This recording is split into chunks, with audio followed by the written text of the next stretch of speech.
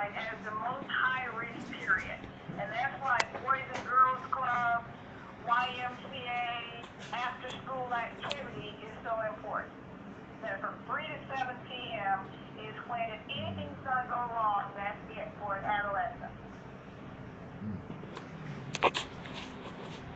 So you may think about it, and if you have a possibility to get an adolescent into basketball, cheerleading, after-school activities, or boys club, or some kind of chess club organization, that from 3:30 to 7 p.m. is their most vulnerable time. Well, she's in after school.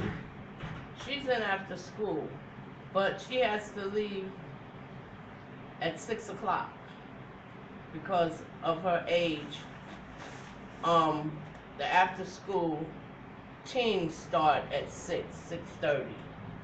So by her only being 11, she can't stay to the after school program, to the team program yet. Well, the cues that I tell parents, because we call 11 to 12 the tweens. They're not Yes. teens yet, they're tweens. And the sad part is a tween will try harder.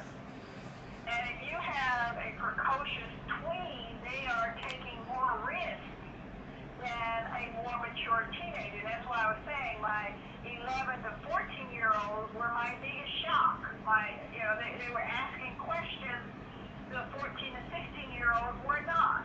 And that's because they want to be accepted more. If they have an older sibling, or this one is a real red flag. If you have an 11 or 12-year-old dating a 14 or 15-year-old boy, you're in trouble. Because the boy has enough age that they tend to look up to them. And they will try to please that person even to a point that they don't like it. I mean, I had a 13-year-old who was pregnant. Grandmother brought her in, died this morning, but grandmother didn't know that she could be pregnant. I examined the young lady, that knew that she was about 2.5 months. She was barely pregnant, feeling to my eye. So when I take the child alone and I'm talking to her, she starts crying. Never let a boy go inside of her. Don't think. Dr. Bowles, for Yes. some reason your voice, the volume is going in and out. I don't know whether it's yours or mine. So go back over the girl comes in with her grandmother or her mother, and that parent doesn't think that she could Okay. possibly be pregnant. Grandmother brings her 13-year-old granddaughter. Am I clear now? Is it better? Yeah, go Yes. ahead. And she doesn't understand. Girl has been throwing up every morning, telling age, and this is, someone who's a mother, grandmother, so she really watching her granddaughter closely. I interviewed granddaughter. Granddaughter denies any sexual contact. Crying. I examine her. It's clear to me she's pregnant.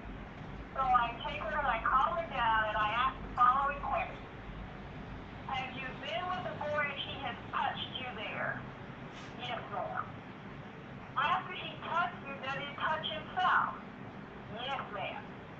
Once he touched himself, did he touch her again? Yes, ma'am.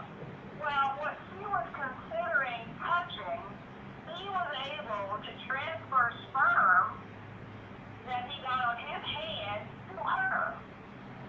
And although her hymen was intact, so if you want to say, was she still a virgin, if you want to go that way, her hymen was still intact, but he had transferred enough sperm that she was pregnant.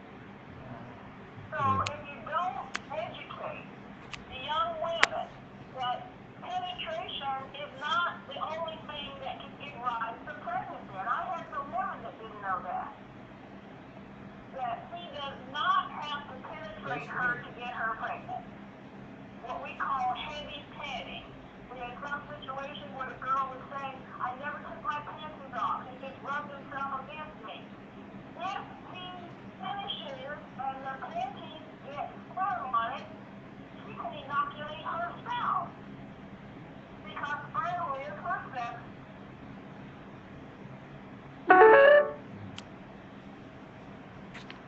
Can you hear me, Doc?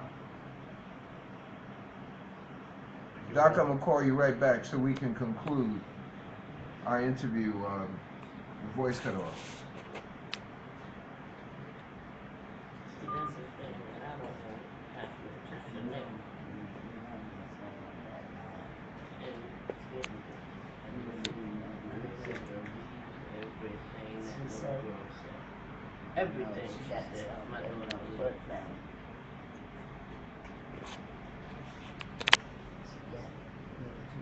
And when I get on, So has the wisdom of the elders been added to today? yes.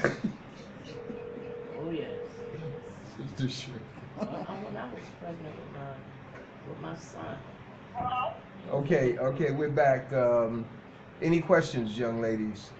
No, I got it. No, I got it. All Loud right, and clear. this is the last one, and that is a girl, young lady, or young family.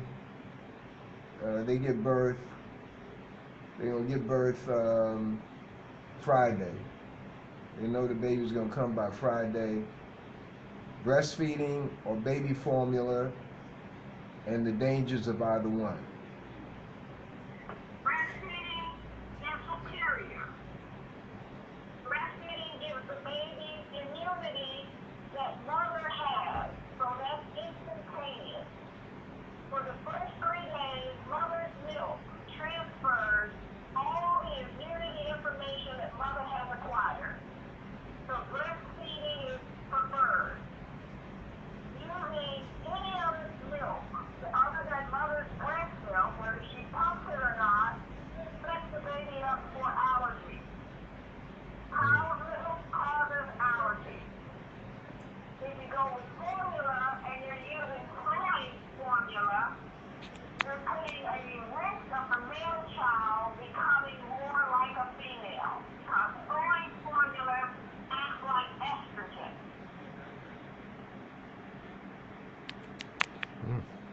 Question. Wait a minute. Do you understand what she's saying? Okay, the last part I didn't understand about the formula. You got that? Okay, soy milk is coming from soybeans. Yeah. The soybean, it's not even milk at all. They take a soybean, grind it up, press it, and create a liquid that they call milk. In truth, it is not a milk.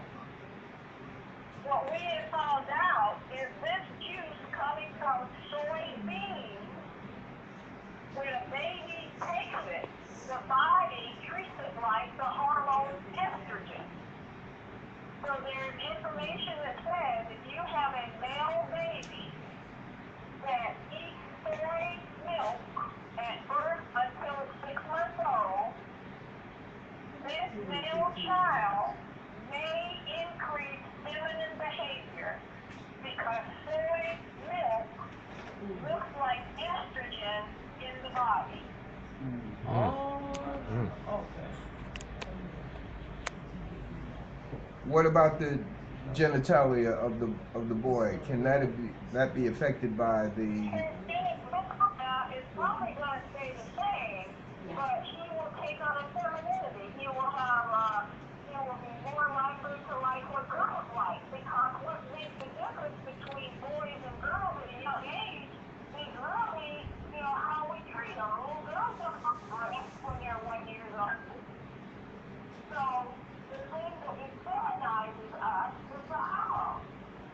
So if a boy is drinking soy milk from birth, he is exposed to a higher level of estrogen than Mother Nature would have given him. I didn't know that. That's interesting. Any questions before we conclude? No, that's just interesting. I'd like to go. Oh man, that's that's really interesting. Because a lot of doctors now are putting babies on soy milk. Yeah. Tell us that game, Sister Bowles. We what? Okay, doctors and nurses are recommending soy formula. Tell us about that game. It's a big trick. It's a commercial trick. They use the word milk, but soy is a soybean. It isn't a cow or a goat or any mammal. So what you get from soy is really a juice, and they refer to it as soy milk. If you start a baby on soy milk, you are feeding that child a bean product. Newborns don't know they're eating beans. But in modern America, we created soy juice and feed it to babies. When a baby eats soy milk, it looks like estrogen in the belly. And the body reacts to estrogen to become female. So the new controversy is young boys started at birth drinking soy milk receive more estrogen than Mother Nature intended them to have. And predictably, if you have increased estrogen, you will be more feminine. And is there a monetary benefit that the hospital or something receives for recommending? Absolutely. In fact, these schools are making their own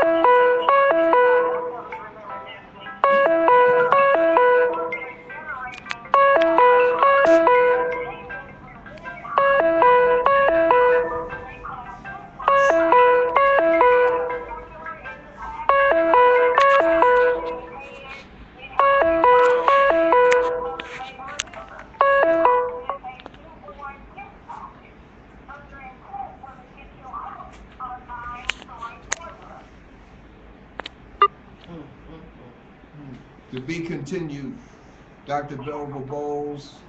Nice talking to you. Nice talking to you. Very interesting. Guest of the Wisdom of the Elders program here on East Harlem Community Radio. And you're speaking to us from what part of deep South? Where are you speaking I'm from? in Alexandria, Louisiana. Oh, okay. All right, so she's in Louisiana. Louisiana meets East Harlem Community Radio. Thank you, my sister. God bless you. Thank you for your time. Thank you. Bye now. Bye bye. Wow, I learned a lot today. I learned a lot today. Wow. Wow. All right, this concludes East Harlem Community Radio. We are thankful to the Most High for blessing us with the opportunity to sit and gain knowledge from one another and from our guests. And we'll be back next week, the good Lord willing.